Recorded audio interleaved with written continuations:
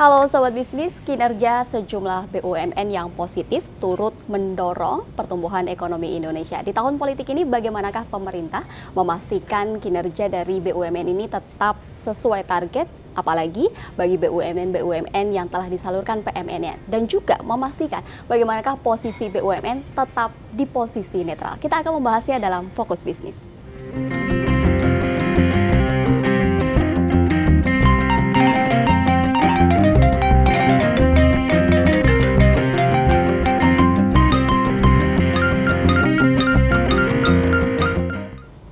Seperti biasa, kita akan membahas bersama redaksi Bisnis Indonesia. Dan kali ini telah hadir Mas Lili Sunardi. Apa kabar Mas Lili? Baik Mbak Ririn, terima Mas kasih. Lili ini sudah memasuki tahun politik. Namun berbicara soal tahun politik, kita mengetahui bahwa ada 14 korporasi di BUMN yang menerima PMN di tahun 2023 dan juga di tahun 2024. Nah, sejauh ini bagaimanakah evaluasi dari korporasi-korporasi yang menerima PMN tersebut?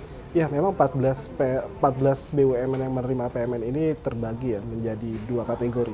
Ada BUMN yang menerima PMN tunai dan ada yang non tunai. Dan itu pun kebanyakan untuk mengerjakan proyek-proyek yang memang jadi penugasan nasional. Seperti misalnya Hutama Karya yang mendapatkan porsi paling banyak PMN, itu dia terus mengejar penyelesaian tol Trans Sumatera dan proyek-proyek tol PSN lainnya.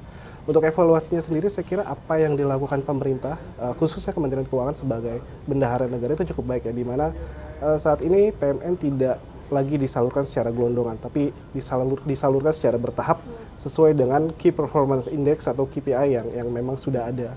Jadi tidak langsung sekaligus diberikan, tapi sesuai dengan apa progres dan kemajuan dari proyek itu sendiri. Ditentukan dari KPI yang kemudian sudah dikerjakan oleh para korporasi tersebut ya. Tapi dari sejumlah proyek, khususnya proyek strategis nasional yang dilakukan oleh pemerintah Presiden Joko Widodo ini, kebanyakan adalah infrastruktur gitu kan Mas. Nah, infrastruktur ini terbagi atau tersebar di seluruh Indonesia gitu kan.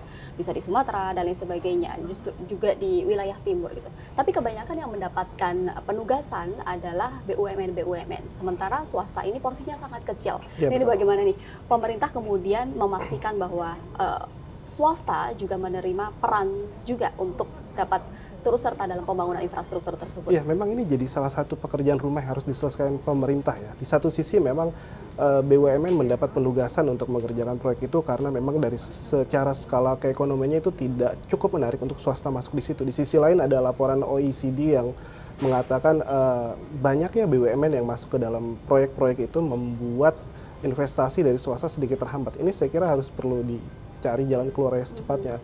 Misalnya saja melibatkan ketika BUMN mengerjakan satu proyek di daerah, melibatkan pelaku-pelaku usaha di daerah tersebut sehingga dampak ekonominya bisa lebih terasa.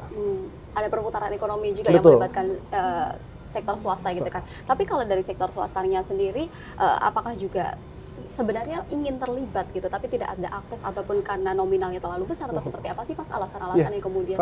Kalau saya berbicara ngobrol bareng teman-teman Gapensi, itu sebenarnya mereka ingin terlibat, cuma memang akses dan pendanaannya memang belum begitu memihak kepada mereka. Karena kita tahu proyek-proyek yang dikerjakan BUMN adalah proyek-proyek yang membutuhkan modal besar. Nah, Gapensi sendiri berharap mereka itu bisa dilibatkan di proyek-proyek daerah. Artinya apa yang dilakukan oleh pemerintah pusat itu bisa diturunkan oleh pemerintah daerah untuk menggarap infrastruktur di daerah. Disitulah kemudian pelaku-pelaku usaha lokal itu, pelaku-pelaku konstruksi industri lokal itu bisa masuk di situ. Bisa terlibat gitu. Betul. Ya. Nah, target dari BUMN sendiri selain kemudian pendapatan juga belanja negara, belanja BUMN sendiri juga cukup besar gitu kan. Nah, Pak Erik sendiri bagaimana nih memastikan atau juga untuk kita tahu bahwa BUMN punya akhlak gitu kan ya Mas ya. Nah, bagaimana mengimplementasikan akhlak-akhlak ini atau core bisnis dari akhlak ini kemudian juga bisa turut serta untuk meningkatkan kinerja dari BUMN ke depannya? Ya, itulah pentingnya penerapan good governance, GCG ya, good corporate governance di sebuah BUMN. Apalagi kita tahu sekarang sudah masuk tahun politik, beberapa komisaris dari BUMN juga ada yang diangkat sebagai tim pemenangan di beberapa calon presiden dan wakil presiden. Di sini Kementerian BUMN harus memastikan BUMN tetap bekerja netral, tidak menjadi sapi perahan oleh salah satu capres atau cawapres. Artinya apa yang sudah ditargetkan, pembangunan yang sudah dicanangkan itu harus tetap dikerjakan dengan sebaik-baiknya.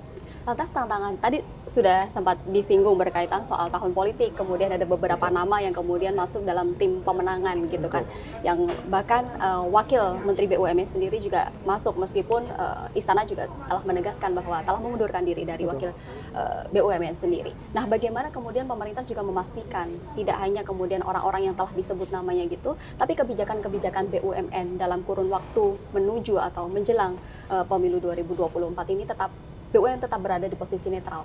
Ini pentingnya perencanaan dan evaluasi dari setiap kegiatan yang dilakukan BUMN ya, karena setiap tahunnya pasti setiap BUMN itu memiliki rencana kerja untuk setahun, dan ini harus dilihat kembali, dan apa yang sudah dilakukan oleh BUMN itu harus dievaluasi kembali apakah memang sesuai target yang sudah ditentukan. Karena kalau kita tahu BUMN itu punya 5 nilai kan. Yang pertama itu inovasi model bisnis, kemudian kepemimpinan teknologi, pengembangan talenta, peningkatan investasi, dan nilai ekonomi serta sosial untuk Indonesia. Yang kelima nilai itu menurut Kementerian BUMN sudah cukup efektif meningkatkan laba dari BUMN, yang pengaruh mereka di setiap BUMN dalam BUMN itu ketika menjalankan program-programnya. Oke, tentunya kita juga turut mengawal bagaimana kinerja dari BUMN ke depan, tentunya dapat achieve sesuai target dengan Kementerian BUMN dan juga Pak Erick Thohir. Terima kasih sekali Mas Lili atas waktunya. Tentu saja ulasan kita tadi telah terbit di Harian Bisnis Indonesia yang mengulas beragam informasi ekonomi dan juga bisnis secara mendalam. Sobat bisnis, jangan lupa untuk berlangganan e-papernya. Sampai jumpa.